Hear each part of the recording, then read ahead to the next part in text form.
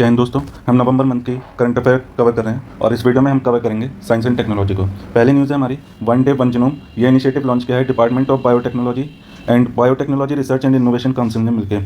तो इसमें ये क्या करेंगे, हर दिन एक जीनोम पे रिसर्च या नोट्स निकालेंगे, रिसर्च पेपर निकालेंगे जो for researchers to study species and critical role in environment, agriculture and human health. तो हर एक दिन एक जीनोम पे एक रिसर्च पेपर रिलीज़ करेंगे ताकि लोग जो है रिसर्च कर सकें उसके बारे में और स्टडी कर सकें और इसका फ़ायदा हमें एनवायरमेंट, एग्रीकल्चर और ह्यूमन हेल्थ पे दिखे, इसलिए इन्होंने ये इनिशिएटिव स्टार्ट किया है। इसका फ़ायदे देख लेते हैं क्या क्या हो सकता है। ये इकोनॉमी में हेल्प कर सकता है बायोटेक्नोलॉजी के।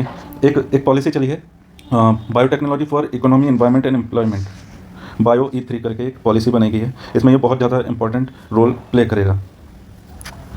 अब ये किस किस चीज़ में यूज़ हो सकता है, इसकी एप्लीकेशन कहाँ कहाँ हो सकती हैं। वो बायोफ्यूल प्रोडक्शन में हो सकती है, बायो मैन्युफैक्चरिंग में हो सकती है, बायो फार्मास्यूटिकल्स में हो सकती है, फिर माइक्रोबियल डाइवर्सिटी के बारे में हमें पता चलेगा, फिर बायो रेमेडिएशन के थ्रू हम जो है काफ़ी सारी चीज़ों को ठीक कर सकते हैं। मान लो किसी तालाब में, या कई बार हम देखते हैं रशिया से न्यूज़ आती है कि किसी लेक में या किसी सी में बहुत सारा ऑयल गिर गया उनके शिप से, तो वहाँ क्या करते हैं, ये बायो रेमेडिएशन ही करते हैं। वहाँ पर कुछ बैक्टीरिया या फिर वायरस वगैरह जो होते हैं उसमें यूज़ किए जाते हैं और वो ऑयल को पूरा साफ कर देते हैं वहाँ से। तो उस चीज़ में बहुत ज़्यादा हेल्पफुल हो सकता है। ह्यूमन हेल्थ में बहुत ज़्यादा हेल्पफुल हो सकता है, डिसीज़ मैनेजमेंट वगैरह में हेल्प कर सकता है।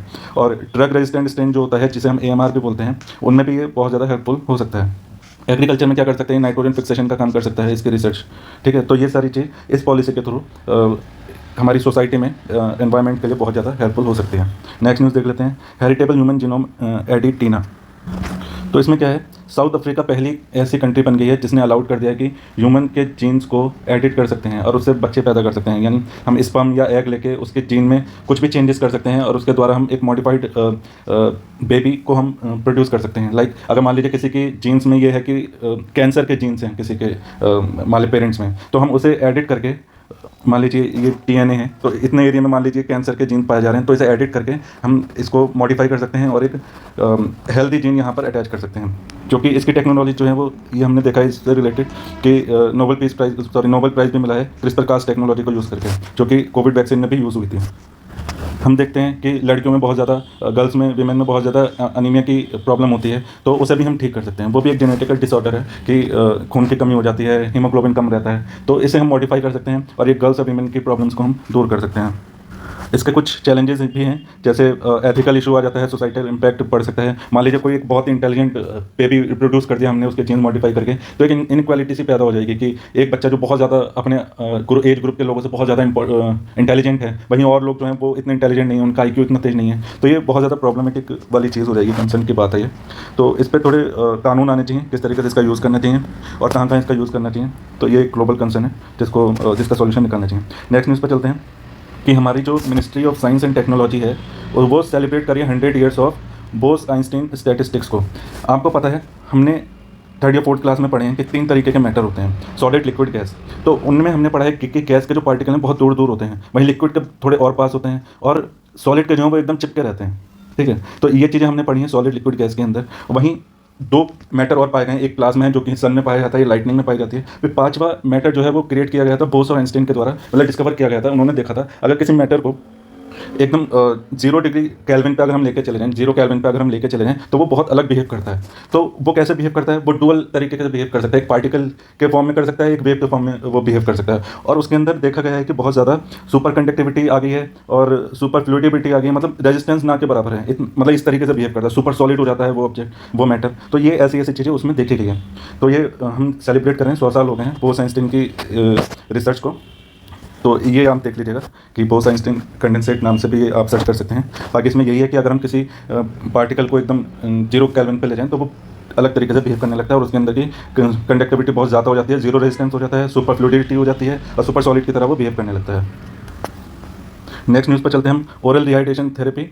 रिचर्ड कैश फिजिशियन थे, रिचर्ड कैश करके एक फिजिशियन थे और इन्होंने जो है ओरल रिहाइड्रेशन थेरेपी को लॉन्च किया था, एक तरीके से डेवलप किया था। ये होता है ORS या इलेक्ट्रॉल, जो हम जब हमें डिहाइड्रेशन हो जाता है या हमें कोई कोलेरा वगैरह हो जाता है, बहुत ज़्यादा वॉमिटिंग हो जाती है जिसकी वजह से हमारे इलेक्ट्रोलाइट चले जाते हैं, कम हो जाते हैं, तो उस केस में हम ORS या इलेक्ट्रॉल वगैरह पीते हैं जिसके अंदर बहुत ज़्यादा इलेक्ट्रोलाइसिस होते हैं, मतलब ग्लूकोज होता है, सोडियम क्लोराइड होती है, सोडियम बाइकार्बोनेट होता है, पोटेशियम होता है, क्लोराइड होती है, साइट्रेट होता है। ये सारी चीज़ें उसी पाउडर में होती है। जब हम उसे कंज्यूम करते हैं तो हमारे इलेक्ट्रोलाइट फिर से वापस आ जाते हैं हमारी बॉडी में और रिहाइड्रेशन हो जाती है हमारी बॉडी। नेक्स्ट न्यूज़ है RNA एडिटिंग से रिलेटेड। जैसे DNA एडिटिंग होती है ऐसी RNA एडिटिंग पहली बार हुई है और first successful clinical demonstration of RNA editing, पहली बार ये सक्सेसफुल क्लिनिकल डेमोन्स्ट्रेशन हुआ है to be treated alpha 1 anti trypsin deficiency. ये एक इनहेरिटेड डिसऑर्डर है, इसको ट्रीट करने के लिए आरएनए एडिटिंग की गई थी, जो कि ये अफेक्ट करता है लीवर और लंग्स को। ये जो डिसीज़ है AATD, ये लीवर और लंग्स को अफेक्ट करता है, इसलिए इस किसी व्यक्ति में आरएनए एडिटिंग की गई थी और वो सक्सेसफुल हुई। अब डीएनए एडिटिंग और आरएनए एडिटिंग में कुछ डिफरेंस देख लेते हैं। जैसे डीएनए एडिटिंग जो है वो परमानेंट चेंज ला देती है, वहीं आरएनए एडिटिंग जो है वो टेम्परेरी चेंजेस लाती है। और डीएनए एडिटिंग जो है वो हाई रिस्क होता है, उसमें अनडिज़ायरेबल रिएक्शन हो सकते हैं। वहीं आरएनए एडिटिंग में ऐसा कुछ ज़्यादा देखा नहीं गया अभी तक। डीएनए एडिटिंग जो है प्रोटीन का यूज़ करती है, कुछ बैक्टीरियाज का यूज़ करती है, और जो कि काम में आते हैं, कटिंग के फंक्शन में काम में आते हैं। प्रोटीन और बैक्टीरिया जो है कटिंग के फंक्शन में काम में आते हैं। वहीं आरएनए एडिटिंग जो है वो ATAR एंजाइम को यूज़ करती है, जो कि ऑलरेडी ह्यूमन बॉडी में प्रेजेंट होते हैं। नेक्स्ट न्यूज़ है हमारी स्पेस बायोटेक्नोलॉजी से रिलेटेड। इसरो और department of biotechnology joint forces to advance space biotechnology research, मतलब ये स्पेस में रिसर्च करेंगे कि कैसे ये माइक्रो ऑर्गेनिज्म को कैसे जिंदा रख सकते हैं, उन पर स्टडी करेंगे, वो कैसे एनवायरनमेंट को अडेप्ट करते हैं, कैसे फंक्शन करते हैं, इस तरीके की ये लोग स्टडी करेंगे।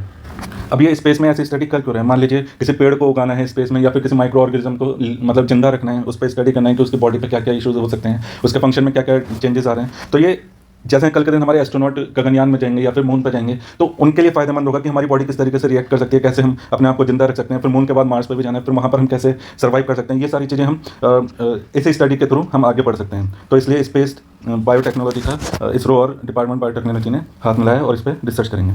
नेक्स्ट न्यूज़ है हमारी एनालॉग स्पेस मिशन। तो इसरो ने लॉन्च किया है इंडिया का पहला analog space mission in Leh Ladakh to plan lunar mission experiment. मतलब लद्दाख में एक ऐसा एरिया फाइंड किया गया है जो कि हम स्पेस मिशन, जैसे वहाँ पर जो उसकी मिट्टी होती है उस तरीके से वहाँ पर अपने एस्ट्रोनॉट्स को तैयार कर सकते हैं, एक्सपेरिमेंट कर सकते हैं वहाँ की मिट्टी में, कि वहाँ पर वो कैसे परफॉर्म कर सकता है स्पेस में जाके, मून में जाके, मार्स में जाके। इस तरीके का वहाँ का एनवायरनमेंट बनाएंगे कि जैसे कि एस्ट्रोनॉट एक मून पर चल रहा है या फिर मार्स में जाएगा, वहाँ पर कुछ एक्सपेरिमेंट परफॉर्म करेगा, तो वो सारी चीज़ हम अर्थ पर रह के एक्सपेरिमेंट के तौर पर हम लद्दाख में करेंगे। तो इस मिशन को एनालॉग स्पेस मिशन बोला गया है। वहाँ पर एस्ट्रोनॉट के साथ साथ नई नई टेक्नोलॉजी का भी टेस्ट किया जाएगा, रोबोटिक इक्विपमेंट यूज़ किए जाएंगे, व्हीकल्स यूज़ किए जाएंगे, और स्टडीज़ को फिर कंक्लूड किया जाएगा कि जो यहाँ पर एक्सपेरिमेंट किए हैं वो मून पे या मार्स पे जाके कैसे परफॉर्म कर सकते हैं। ऐसे एनालॉग मिशन जो है वो नासा ने भी किया है, जो कि है नीमो के नाम से, और एक है सीरियस प्रोग्राम जो कि UAE का है।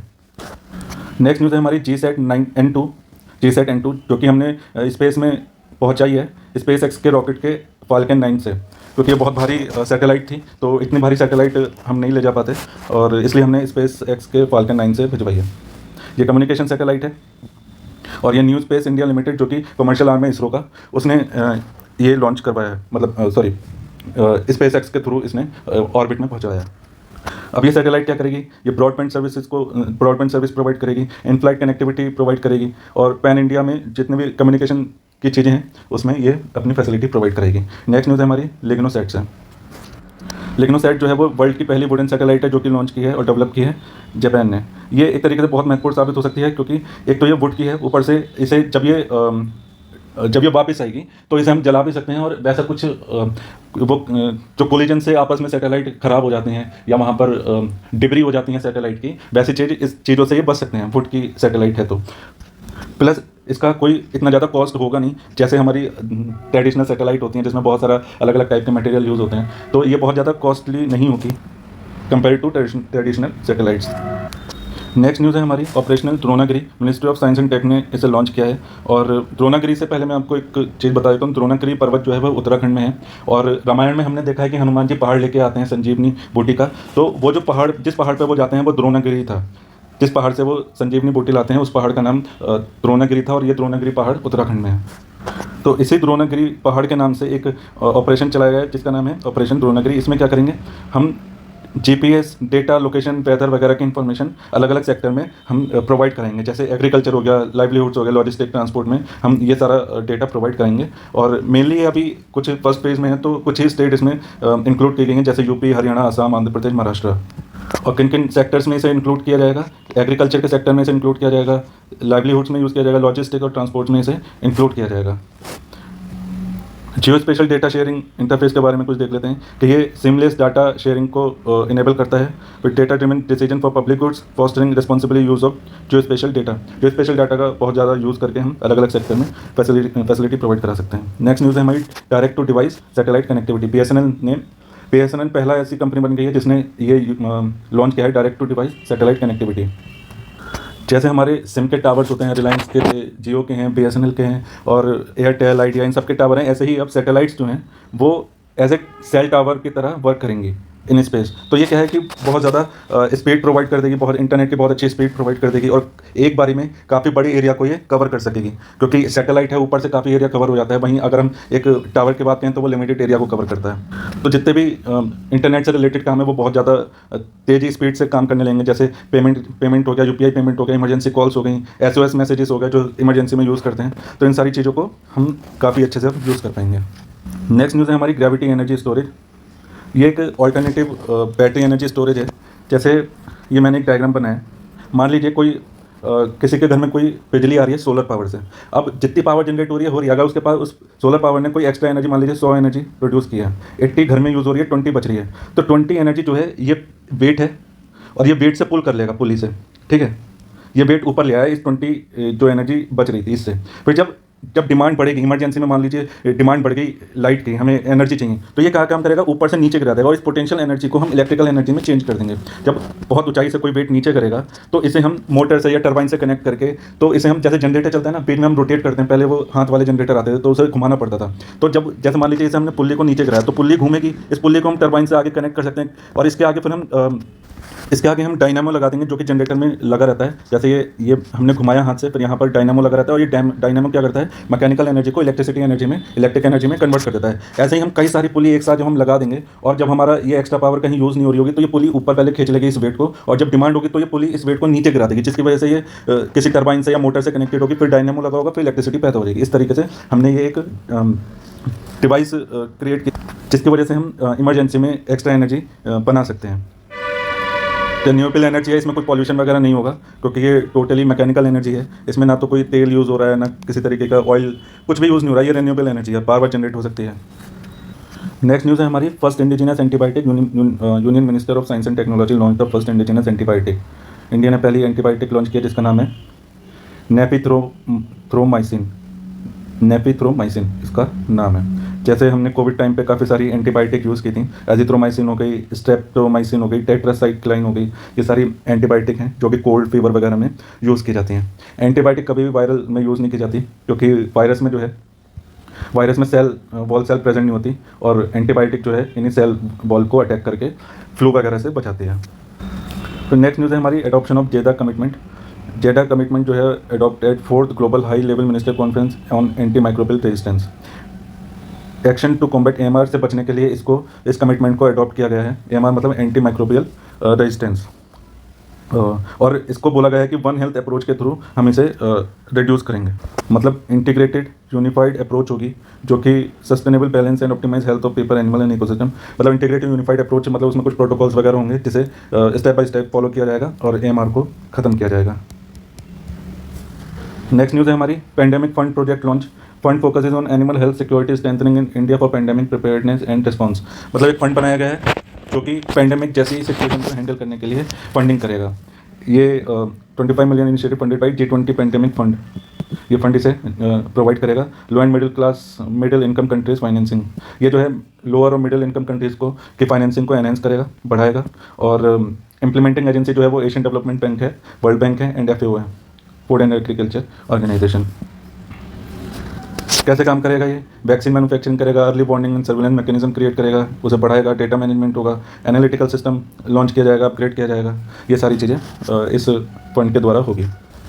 नेक्स्ट न्यूज़ है ग्लोबल हेल्थ इमरजेंसी कॉर्प्स। एक ग्रुप बनाया गया है WHO के द्वारा जो कि for the first time in response of to recent mpox outbreak. अभी एम्पॉक्स आउटब्रेक हुआ था, इसकी वजह से एक ग्रुप बना दिया गया ग्लोबल हेल्थ इमरजेंसी कॉर्प्स करके, जो कि काफ़ी सारी कंट्रीज़ के कोलैबोरेशन से ऐसी आउटब्रेक्स को हैंडल करेगा, सपोर्ट करेगा एक दूसरे को और फंडिंग प्रोवाइड करेगा, टेक्निकल असिस्टेंस प्रोवाइड करेगा। इस तरीके से एक दूसरे को हेल्प करेंगे। मेन हमें ये याद रखना, ग्लोबल हेल्थ इमरजेंसी कॉर्प्स जो है वो WHO ने लॉन्च किया है। तो यहाँ खत्म होती है हमारी साइंस एंड टेक की करंट अफेयर नवंबर मंथ की। और वीडियो अच्छी लग रही है तो इसे लाइक कर दीजिए, शेयर कर दीजिए, कमेंट कर दीजिए और सब्सक्राइब कर लो यार। Thank you.